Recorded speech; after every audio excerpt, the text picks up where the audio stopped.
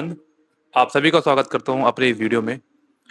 आज हम एक वीडियो ये ध्रुव राठी के इस वीडियो के खिलाफ बना रहे हैं ताकि हम समझ सकें कि ये कितना एंटी सेंटिमेंट और एंटी नेशनल क्रिएट करने की वीडियो की कोशिश करता है। शायद ये वीडियो आप में से बहुत से लोगों को शायद लग सकती है कि ये किसी पार्टी के फंडेड होगी या किसी तरीके की प्रोपेगेंडा फैलाने वाली बात है। जी, ऐसा बिल्कुल भी नहीं है। आप देखेंगे इस पूरी वीडियो में एक न्यूट्रल व्यू, चाहे वो बीजेपी गवर्नमेंट हो चाहे वो कांग्रेस की गवर्नमेंट हो, कंप्लीटली एक न्यूट्रल व्यू देने की मैं कोशिश करूंगा और मैं समझने की कोशिश करूंगा कि कैसे आंकड़े को खेल के ये व्यक्ति हमारे देश के युवाओं को कैसे भ्रमित कर सकता है। हम इस पूरी वीडियो में कोशिश करेंगे। आइए वीडियो अपनी शुरुआत करते हैं। सूरत शहर में एक छोटे से घर में एक पिता अपनी 2 बेटियों को समझा रहा है कि अगले महीने से उनका स्कूल बदल जाएगा। अब उन्हें प्राइवेट नहीं सरकारी स्कूल में पढ़ने जाना होगा। इस आदमी का नाम है अल्पेश भाई। कुछ साल पहले तक इनकी जिंदगी एक बहुत ही बढ़िया सक्सेस स्टोरी थी। अल्पेश का परिवार गुजरात के एक गांव में खेती करके बस किसी तरह गुजारा करता था, लेकिन फिर अल्पेश सूरत आ गए, जो दुनिया का सबसे बड़ा डायमंड हब है। यहाँ ये एक डायमंड फैक्ट्री में काम करने लगे और कुछ ही समय बाद इनकी सैलरी 35,000 रुपए तक पहुंच गई। गांव से आने वाले कम पढ़े लिखे आदमी के लिए ये काफी अच्छी सैलरी थी। पहली बार अल्पेश की जिंदगी में फाइनेंशियल स्टेबिलिटी आई और उन्होंने अपनी दोनों बेटियों को एक इंग्लिश मीडियम प्राइवेट स्कूल में एडमिशन कराया। जो एजुकेशन उन्हें नहीं मिली, अल्पेश वो अपने बच्चों को देना चाहते थे, लेकिन फिर साल 2025 में सब कुछ बिखरने लगा। Tariffs imposed by the US have been catastrophic for India's diamond industry. सूरत की डायमंड इंडस्ट्री में एक भयंकर क्राइसिस आ गया। तो डायमंड बिकता नहीं, अभी सबके ऊपर पड़ा है, पूरा मार्केट के ऊपर है। पहले अल्पेश की सैलरी गिरकर 18,000 रुपए हुई और फिर कुछ महीने बाद उनकी फैक्ट्री ने अपने 60% वर्कर्स को निकाल दिया। उन्हें भी अपनी नौकरी से निकाल दिया गया। इसके बाद अल्पेश काम ढूंढने निकले तो इन्हें कपड़े ढोने का काम मिला, सिर्फ 12,000 रुपए की सैलरी पर। आज अपनी बेटियों को इन्होंने प्राइवेट स्कूल से निकालकर वापस सरकारी स्कूल में डाल दिया और ये सब एक ऐसे वक्त में। पहले तो ये पूरी की पूरी AI जनरेटेड वीडियो है, तो शायद इन्होंने अपनी इस कहानी के थ्रू पूरे अपनी ऑडियंस को एक इमोशनल कनेक्ट करने की कोशिश करी है। कोई बात नहीं, अच्छी बात है, हर आदमी करता है। ग्रोइंग मेजर इकोनॉमी है। कागजों पर इंडिया की इकोनॉमी 8.2% की स्पीड से बढ़ रही है, लेकिन असलियत क्या है यहाँ पर? इस फास्टेस्ट ग्रोइंग इकोनॉमी के बयान के कुछ ही महीनों बाद की बात है। 10 मई 2026 हैदराबाद में हो रही एक रैली में प्रधानमंत्री नरेंद्र मोदी देश के लोगों से अपील करते हैं कि 1 साल तक सोना मत खरीदो, फॉरेन ट्रिप्स पोस्टपोन कर दो, पेट्रोल डीजल कम इस्तेमाल करो, वर्क फ्रॉम होम करो, वैसे ही जैसे कोविड के टाइम पर किया था। यहाँ तक मोदी ने कुकिंग ऑयल भी कम इस्तेमाल करने की अपील कर डाली। हर परिवार खाने का तेल का जो उपयोग करता है, अगर वो कुछ कमी करे, मैंने बार बार कहा है 10% कम करो। अगर हम तेल खाना कम करें ना, तो भी वो देशभक्ति का बहुत बड़ा काम है। और इस सब के पीछे की वजह बताई गई कि हमें किसी भी तरह से फॉरेन एक्सचेंज बचाना है। विदेशी मुद्रा बचाने पर बहुत जोर देना होगा। कोई भी इंसान इन दोनों खबरों को एक साथ रखकर देखेगा तो बड़ा कंफ्यूज महसूस करेगा। एक तरफ इंडिया की जीडीपी ग्रोथ बहुत ही बढ़िया बताई जा रही है, इंडिया को फास्टेस्ट ग्रोइंग इकोनॉमी बताया जा रहा है, और दूसरी तरफ देश के प्रधानमंत्री जनता से कुकिंग ऑयल बचाने की अपील कर रहे हैं। आइए समझ। आपने जो फॉरेन एक्सचेंज की बात करी है एकदम बात सही है और एक्चुअली मोदी जी ये बात सही कह रहे हैं, लेकिन आपने जो रिप्रेजेंट करने की कोशिश करी है कि 5 ट्रिलियन की इकोनॉमी है और देश को फिर इस तरीके के प्रधानमंत्री को वादे करने पड़ते हैं। एक्चुअली थोड़ा सा आपको समझना चाहिए, हमारा देश एडिबल ऑयल सबसे ज्यादा इंपोर्ट करता है और क्रूड ऑयल बहुत ज्यादा इंपोर्ट करता है। हम इंपोर्ट डिपेंडेंट कंट्री हैं, हमें इन दूसरे देशों पे निर्भर रहना पड़ता है उन सारी चीजों के लिए। और ये सब चीजें खरीदी कैसे जाती हैं? ये सब चीजें खरीदी जाती है डॉलर के थ्रू, और डॉलर्स हमारे पास तब होंगे जब हम इन सबको और जब हमारे पास डॉलर्स होंगे तब हम इन्हें आराम से खरीद पाएंगे। और गवर्नमेंट ने ये जो बोला है कि आपको तेल कम यूज करना चाहिए और आपको घर पे रहना चाहिए और होम लोन और वर्क फ्रॉम होम जैसे काम करने चाहिए, इसका पर्पस ये है कि ताकि सरकार का जो इंपोर्ट का बिल है जिसमें उन्हें डॉलर चुकाने पड़ेंगे थोड़े वो कम हो सके और सरकार को उस चीज का थोड़ा बेनिफिट मिल सके, और कहीं ना कहीं इससे हमारे देश के हित की बात करी गई है। समझते हैं जीडीपी और इकोनॉमी के पीछे के असली आंकड़े जो सरकार आपसे छुपा रही है। The Indian rupee has slipped to around 96 rupees per US dollar, making it the weakest Asian currency in 2026. मैं शासन में बैठा हूं, मुझे मालूम है इस प्रकार से रुपया इतनी तेजी से गिर नहीं सकता। देश जानना चाहता है प्रधानमंत्री जी, ऐसा क्या कारण है कि आज अकेला हिंदुस्तान का रुपया डॉलर के मुकाबले गिरता ही चला गया और क्यों चला? नमस्कार दोस्तों, 29 अगस्त 2025 इंडिया के जीडीपी नंबर्स पब्लिक किए जाते हैं।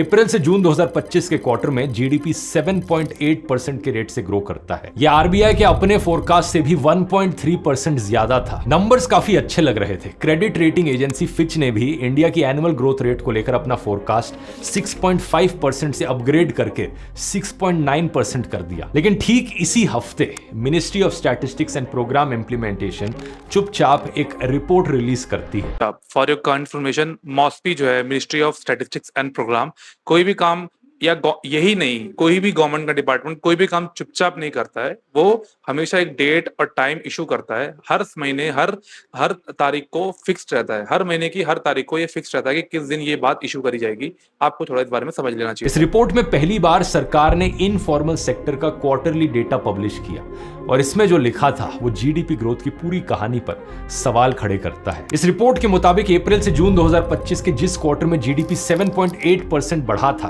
उसी क्वार्टर में इंडिया के इनफॉर्मल मैन्युफैक्चरिंग सेक्टर में नौकरियां 9.3% कम हुई थी। पूरे इनफॉर्मल सेक्टर में नौकरियां 13.13 करोड़ से गिरकर 12.86 करोड़ पर रह गई।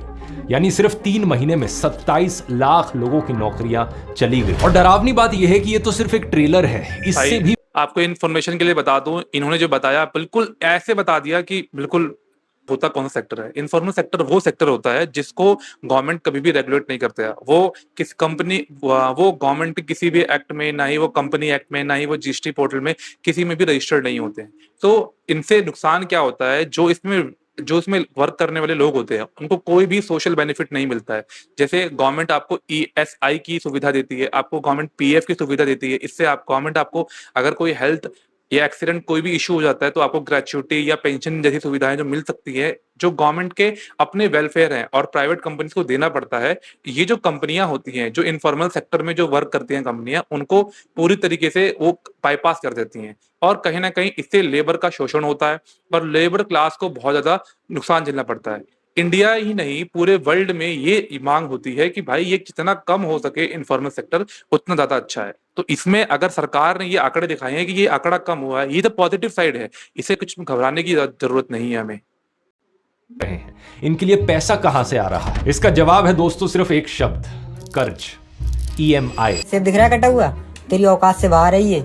और ये 100 रुपए वाला सेब नहीं है, तेरी औकात से बाहर वाला सेब है। फोन भी ले ही लिया, सुना है लोंडिया आईफोन पे मरा। कौन सा फोन यूज करते हो और आपके बैंक अकाउंट में कितना balance? iPhone 15 but my bank balance is 0। RBI के मुताबिक मार्च 2025 में इंडियन हाउसहोल्ड्स पर कर्ज बढ़कर जीडीपी का 41.3% हो गया है।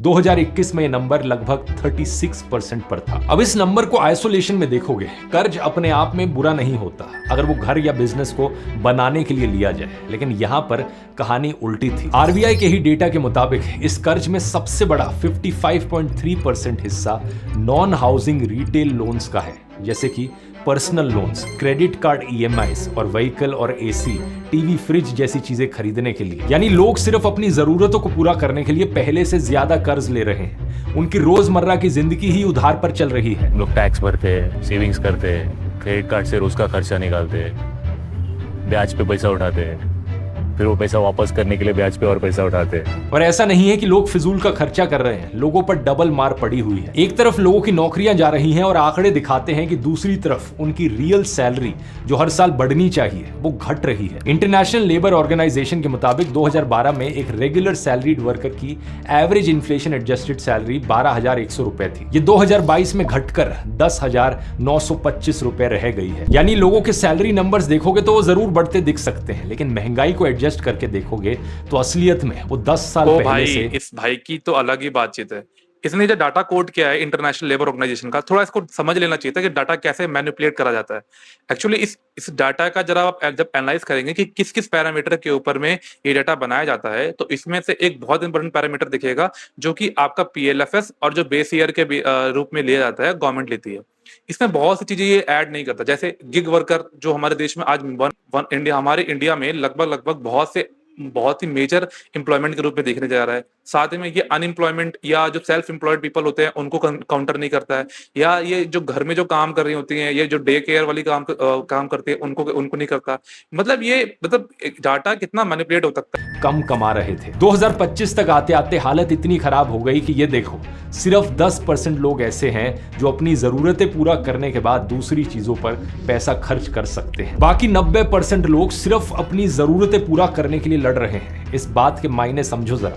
इंडिया की जीडीपी का लगभग 60% हिस्सा प्राइवेट कंजम्पशन से आता है, यानी इंडियन इकोनॉमी चलती ही तब है जब आम लोग पैसा खर्च करते हैं। यही कारण है कि ऊपर ऊपर से देखने में डिमांड स्ट्रॉन्ग दिख रही है, इकोनॉमी में सब ठीक लग रहा है, लेकिन असल में लोगों का जो बफर है वो कमजोर हो गया है। किसी भी शॉक को एब्जॉर्ब करने के भाई आपने बोला कि इंडियन इकोनॉमी चलती ही तब है जब प्राइवेट कंजम्पशन होता है। भाई ये बहुत अच्छी चीज है।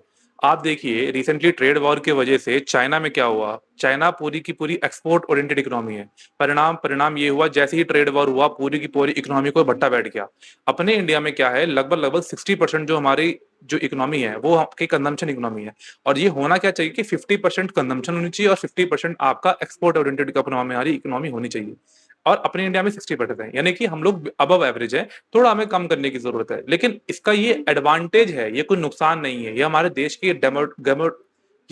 की डेमोग्राफिक डिविडेंड की कंजम्पशन इकोनॉमी है, इसका कुछ बेनिफिट ही मिलता है। और अभी तक जो सब डेटा मैंने आपको बताया दोस्तों, जो हालत आपको दिखाई, ये मिड 2025 की थी। इसके बाद से लेकर अब तक पिछले एक साल में 3 बड़े शॉक्स आए हैं। पहला 27 अगस्त 2025, यूएस प्रेसिडेंट डोनाल्ड ट्रंप का इंडिया पर 50% टैरिफ लागू करना। इसमें से 25% जवाबी टैरिफ था और 25% रशियन ऑयल खरीदने पर पनिशमेंट थी। ये इंडियन इकोनॉमी के लिए बड़ा झटका इसलिए था क्योंकि यूएस इंडिया के सबसे बड़े ट्रेडिंग पार्टनर्स में से एक है।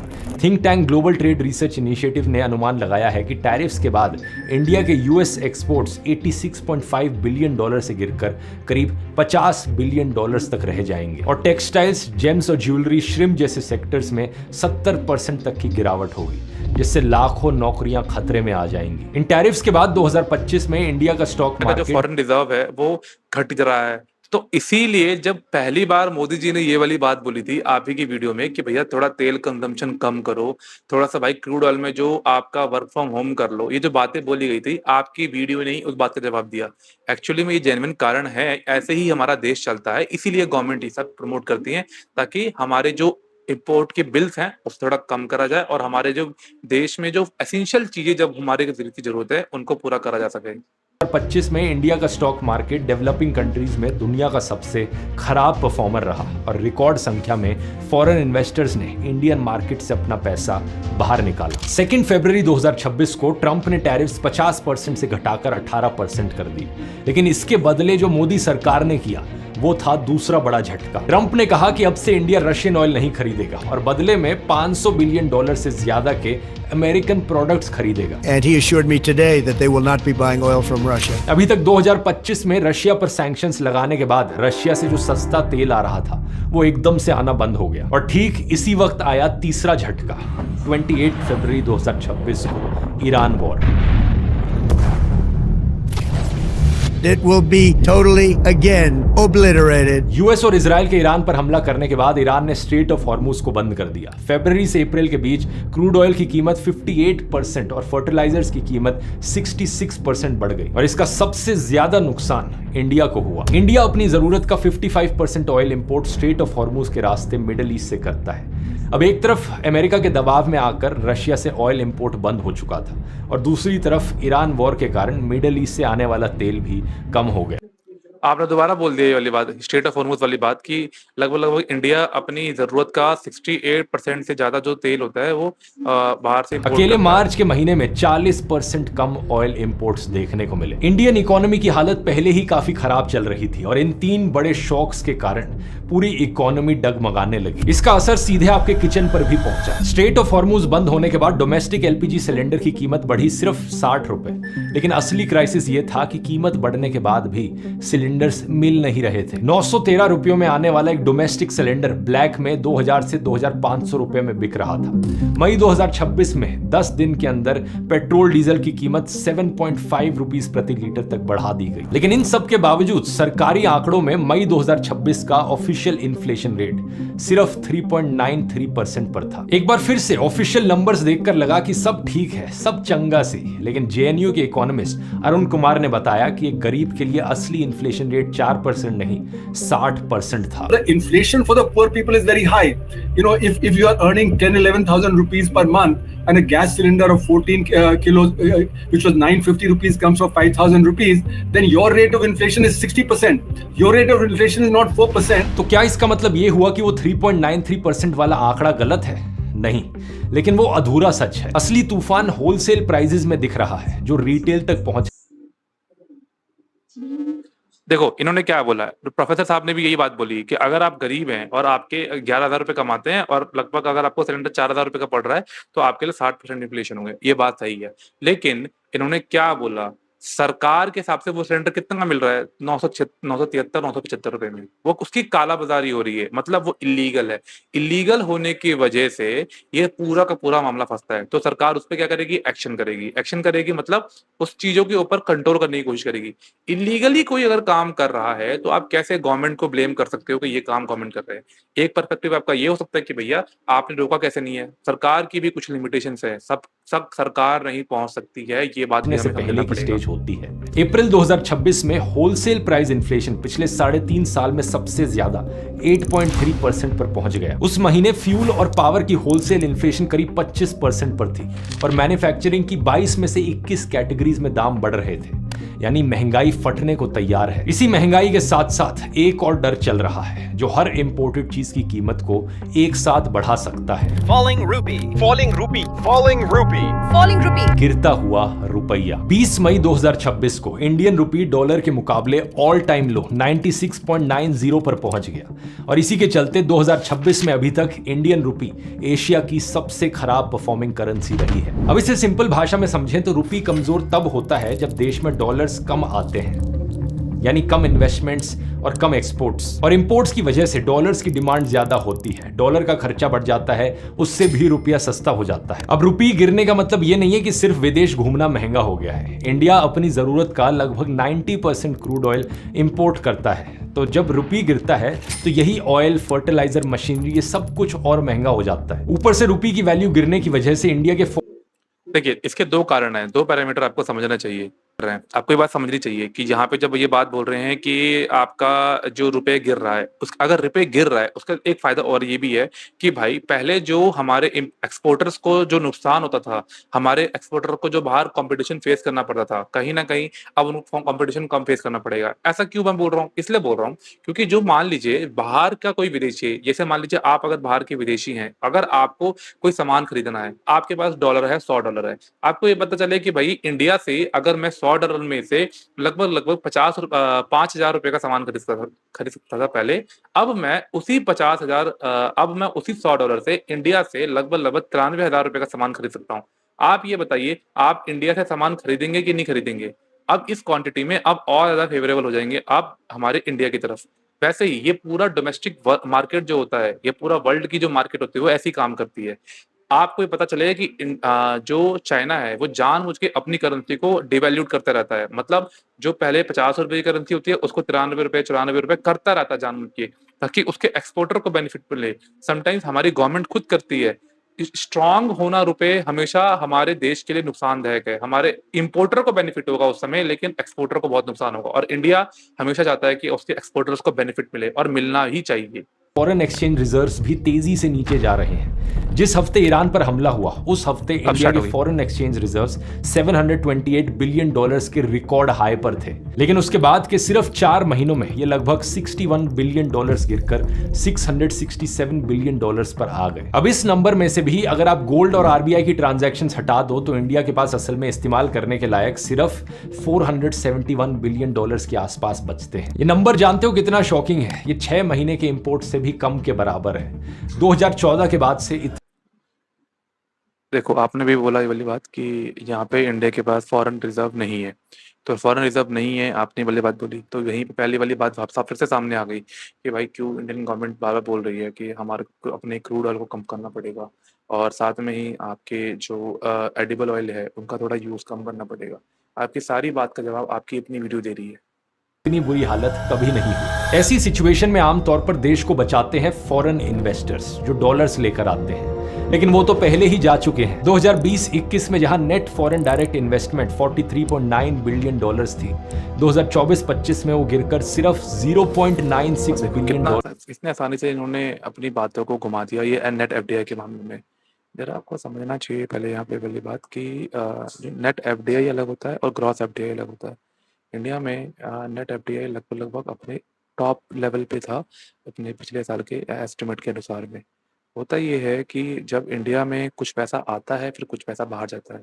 कुछ पैसा आता है तो लगभग ये एस्टिमेट बहुत ज़्यादा था और कुछ पैसा चला जाता है क्योंकि कुछ लोगों ने जो इन्वेस्ट कर रखा होता है उसके बेस पे हमारे को कुछ वापस आपके प्रॉफिट के रूप में, कुछ लोग अपना डिविडेंड के रूप में, कुछ लोग अपने जो डिसइन्वेस्टमेंट करके अपना सारा पैसा वापस भी लेके चले जाते हैं। तो ये एक बैलेंसिंग लूप रहता है कि हमेशा कभी जितना आता है उतना चला जाता है। तो कहने का मतलब इसको हमें और बढ़ाना चाहिए, लेकिन ये कोई घबराने की बात नहीं है कि हमारा देश का पैसा कम हो गया, ऐसे कोई बात नहीं है।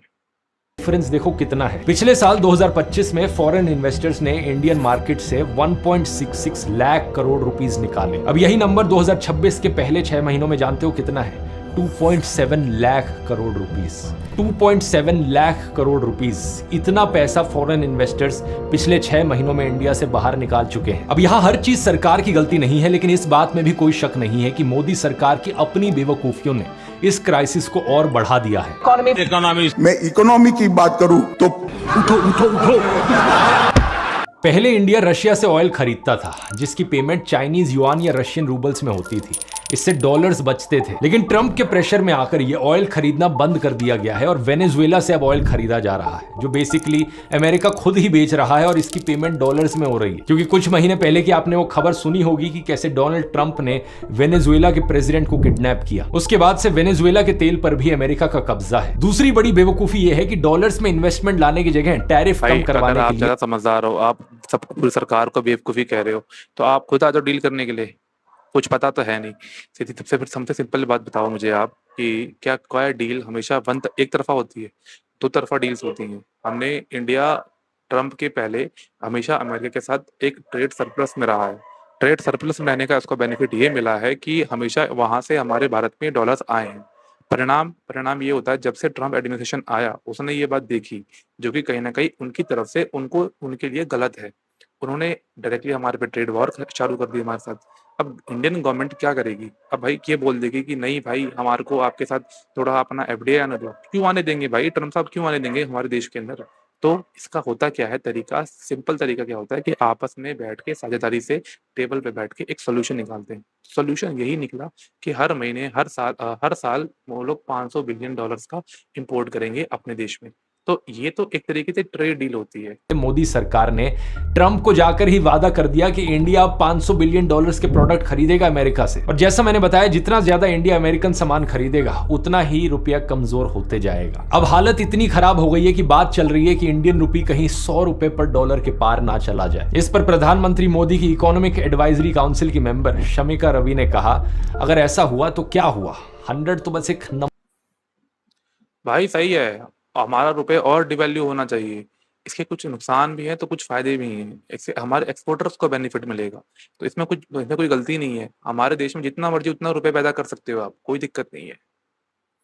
सही बोला मैम ने। नंबर है जिस प्रकार से डॉलर मजबूत होता जा रहा है, रुपया कमजोर होता जा रहा है, विश्व व्यापार में भारत टिक नहीं पाएगा। हमारे व्यापारी जो माल बाहर भेजते हैं, हमारे व्यापारी जो माल बाहर चलाते हैं, इस बोझ को सह नहीं पाएंगे। मई 2026 में कोटक महिंद्रा बैंक के फाउंडर उदय कोटक ने भी warning the. We have not seen the impact in the last 2 months of the Middle East war in terms of energy price transmission. It's coming, but we must prepare for the worst. देखो Kotak sir ने भी यही बात बोली कि भाई we must prepare। तो government ने इसीलिए प्रिपेयर करने के लिए ये बात बोली जाती है। Therefore, it is about preparation be ready for tough times. India में टैरिफ और वॉर की वजह से बहुत से एक्सपोर्ट हब्स भी खतरे में आ गए हैं और यहाँ लाखों लोगों की नौकरियां खतरे में हैं। तमिलनाडु के तिरुपुर को डॉलर सिटी भी कहा जाता है क्योंकि इंडिया के 16 बिलियन डॉलर गारमेंट एक्सपोर्ट्स का लगभग 1/3 यहीं से होता है। लेकिन अमेरिका के टैरिफ्स के बाद तिरुपुर के प्रोडक्ट पर एक वक्त पर कंबाइंड ड्यूटी लगभग 64% हो गई, जबकि हमारे कॉम्पिटिटर बांग्लादेश के कपड़ों पर 35 से 36% की ही ड्यूटी लग रही थी। यही कारण है कि तिरुपुर के एक एक्सपोर्टर ने अनुमान लगाया कि टैरिफ्स के कारण सिर्फ इस एक शहर में ही 1.5 लाख वर्कर्स की नौकरियां जा सकती हैं। ऐसी ही हालत है श्रिम्प इंडस्ट्री की भी, जिसका एक बड़ा हिस्सा अमेरिका में एक्सपोर्ट होता है। यहां से तो लोगों को ऑलरेडी नौकरियों से निकाला जाना शुरू किया जा चुका है क्योंकि कोई ऑर्डर ही नहीं आ रहा। और ये कोई छोटी मोटी इंडस्ट्री नहीं है, इसमें लगभग 20 लाख लोग काम करते हैं। ऐसी ही कुछ हालत हुई सूरत की डायमंड इंडस्ट्री की भी।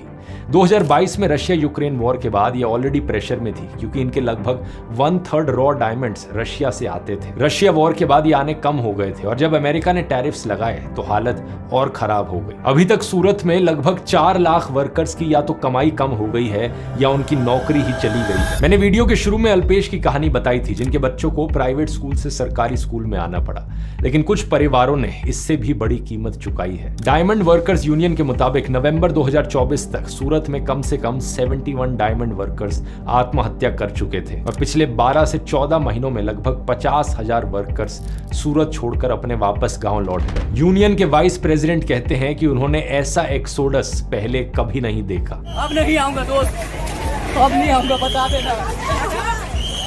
ऐसे खराब हालातों में दोस्तों इकोनॉमिक्स की हर एक टेक्स्ट बुक कहती है कि अब सरकार सामने आए, अपना खजाना खोले और लोगों को नौकरियां दे। लेकिन हमारी स्टोरी में यहीं पर सबसे बड़ी प्रॉब्लम सामने आती है। सरकार कुछ नहीं कर रही क्योंकि उनकी तिजोरी खाली हो रही है। 2014 में जब मोदी सरकार बनी थी तब सेंट्रल और स्टेट गवर्नमेंट्स का कुल कर्ज 62 लाख करोड़ रुपीस था। 2026 में ये 197 लाख करोड़ रुपीस को पार कर चुका है। जब ये सरकार आई थी तब देश का डेट टू जीडीपी रेशियो 56 से 58% पर था, जबकि 2024 तक ये 81% तक पहुंच चुका था और अब 82। भाई देखो, आप कह रहे हो कि कितना ज्यादा देश पे कर्ज हो गया। पहले आप जाके अमेरिका का जाके जरा एक बार कर्ज चेक कर लो, कितना कर्ज है उनके ऊपर। ये सेम चीज चाइना पे चेक कर लो या पूरे किसी वर्ल्ड में जाओ, कहीं पर भी जाओ, कोई भी डेवलपिंग कंट्री है वो क्यों कर्ज ले रही है, उसके पीछे बहुत बड़े कारण है। भाई इंडिया एक पुअर नेशन है। इंडियन गवर्नमेंट को एक्चुअली में पैसा कर्ज लेना पड़ रहा है ताकि वो इंडिया के डेवलपमेंट प्लान्स को और वेलफेयर प्रोग्राम्स के ऊपर काम कर सके।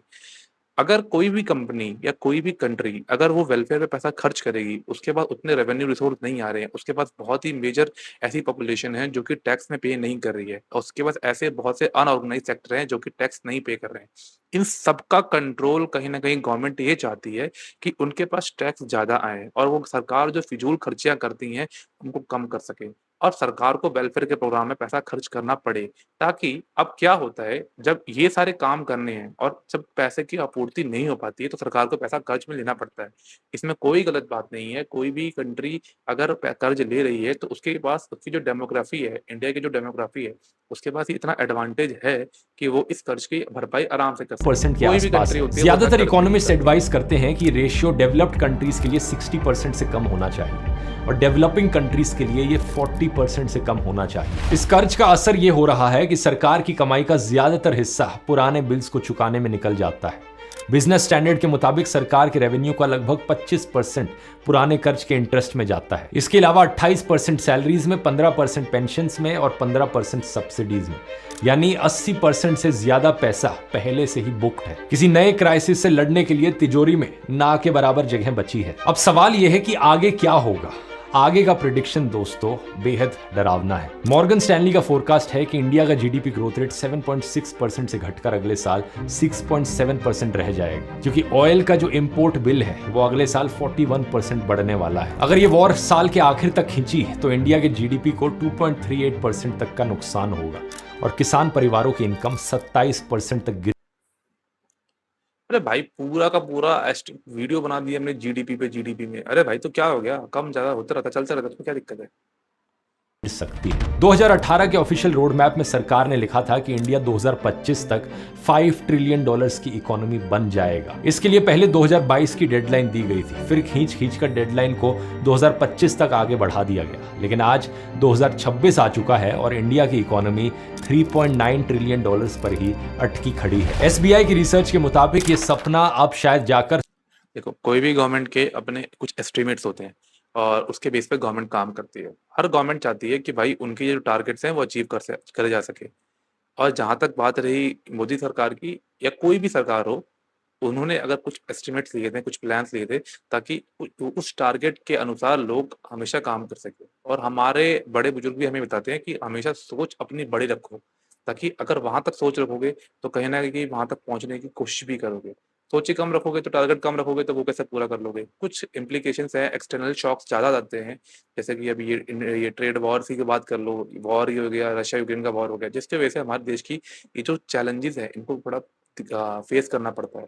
तो इसमें कोई इशू नहीं है, हम धीरे-धीरे इस पे काम कर रहे हैं, इम्प्रूव साल कर जाएंगे। 2030 तक पूरा हो पाएगा। यही कारण है दोस्तों कि इन सारे नेताओं के भाषणों में $5 ट्रिलियन का जिक्र होना गायब हो गया है और अब ये सीधा 2047 की बात करते हैं। एक तो हमारा लक्ष्य है 2047 हिंदुस्तान विकसित होना ही चाहिए। बिजनेस स्टैंडर्ड में फाइनेंशियल जर्नलिस्ट देबाशीष बासु ने लिखा है कि इंडिया एक ऐसे दौर में दाखिल हो रहा है जिसमें गलती की गुंजाइश खत्म हो चुकी है। सच बात यह है दोस्तों कि अगर सरकार चाहे तो यहां पर पैसे बचा सकती है, लेकिन वो बचाना नहीं चाहती, सारा बोझ जनता पर थोपना चाहती है। प्रधानमंत्री मोदी अभी भी हर दूसरे हफ्ते किसी न किसी देश के दौरे पर जा रहे हैं। वहां जाकर उनके लिए पूरे ये नाच गाने का फंक्शन ऑर्गेनाइज किया जाता है। कौन देता है इसके पैसे?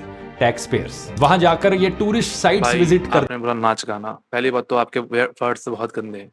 ये एक कल्चरल इवेंट होता है जहाँ पे दोनों देश, ये किसी पर्टिकुलरली व्यक्ति के लिए नहीं होता, उस देश के लिए होता है। अगर वो दोनों देश आपस में अपने कल्चरल आइडियाज को शेयर कर सके, और इसका एक इनडायरेक्ट बहुत ज्यादा बेनिफिट होता है जिसको हम बोलते हैं सॉफ्ट डिप्लोमेसी। इस डिप्लोमेसी का फायदा ये होता है कि जब जो देश अपने कल्चरल इवेंट के साथ थोड़े इमोशनल कनेक्ट होते हैं, तो जो बहुत से कठिन फैसले होते हैं वो इमोशन के बहाव में जाके वो आराम से सहजता पूर्वक अपनी बातें पूरी हो जाती हैं। अब अगर डायरेक्टली ये बात करी जाती है तो थोड़ा-सा हार्श होता है। तो ये जो इवेंट्स पहले होते हैं, इससे सरकार को और हमारे देश को बहुत ज़्यादा बेनिफिट्स मिलता है, इसका कोई नुकसान नहीं है। और नाच गाना कह देना यार, आपके तो सोच पे सैल्यूट है। और जहाँ तक बात रही इसकी टैक्स पेयर की बात है, अब आप देख लो इंडिया में रिसेंटली क्या हुआ। साउथ कोरिया के राष्ट्रपति भारत में आए थे, कितनी अच्छी, लगभग 7-8 तो 70-80 बिलियन की डील लेके आए थे। भारत के प्रधानमंत्री गए थे जापान गए, वहां से क्या $10 ट्रिलियन की इन्वेस्टमेंट का वादा लेके आए हैं। तो ये एक तरीके की सिर्फ डिप्लोमेसी है, ये शायद थोड़ा सा आपको समझ साइट्स विजिट करते हैं, कभी कछुओं के साथ फोटो खिंचाते हैं तो कभी आराम से बैठकर नाच गाना देखते हैं। ऐसे ही हजारों करोड़ रुपए सरकार वेस्ट कर रही है न्यूज चैनल्स को एड्स देने में। आखिर क्या जरूरत है अपनी एड्स टीवी पर चलाने की? हर किसी ने मोदी का चेहरा वैसे ही 100 बार आपने बोला कि क्या जरूरत है न्यूज चैनल पे ऐड देने की। फॉर योर काइंड इन्फॉर्मेशन, सबसे बहुत ज्यादा जरूरत है, क्योंकि इंडिया को बहुत ज्यादा जरूरत है अवेयरनेस की। गवर्नमेंट का एक भी प्लान या प्रोग्राम हमेशा पहुंचाने, हर आम जन तक पहुंचाने का एक ही सबसे आसान साधन है, वो है मीडिया। इसीलिए गवर्नमेंट अवेयरनेस प्रोग्राम के नाम पे सबसे ज्यादा पैसा खर्च करती है। आपकी दिक्कत तब होनी चाहिए जब मोदी जी अपनी पार्टी का ऐड कर रहे होते और ये दिखा रहे होते कि भैया हमारी पार्टी ये कर रही है। ऐसा कभी भी नहीं करा है, आपने वीडियो भी देखी होगी तब भी देख लिया है। मैं कहना चाहूंगा ऐसे मुश्किल हालातों में सबसे पहले ये एड्स और होर्डिंग्स लगानी बंद करो। अगर थोड़े बहुत ये गोदी मीडिया चैनल्स बंद हो जाएंगे तो किसी को कोई बड़ा नुकसान नहीं होगा, लेकिन हाँ, अगर पूरी की पूरी सूरत की डायमंड इंडस्ट्री या फिर तमिलनाडु में डॉलर सिटी बंद हो जाएगी तो बहुत बड़ा नुकसान जरूर होगा। और वीडियो से हमें एक बात समझ में आई, ये व्यक्ति एक्चुअली में एक तरफा पर्सपेक्टिव दिखाता है और हमारी जनता इतनी भोली है कि उसे ये भी नहीं पता कि इसके क्या प्लस है, क्या नुकसान है। एक्चुअली देश ऐसे ही चलता है, पूरा का पूरा देश और पूरा वर्ल्ड ऐसे ही काम करता है। ये कुछ काम करने के तरीके होते हैं, शायद आम आदमी को ये बात समझ में नहीं आती है, इसीलिए इस जैसे प्रोपेगेंडिस्ट आते हैं और अपनी देश को, हमारे देश के लोगों को या जनता को उसकी सरकार के खिलाफ भड़काते हैं। मेरे को लगता है कि शायद ये पूरी तरीके से गलत है। आपको ये दूसरा तरफ का पक्ष पता होना चाहिए।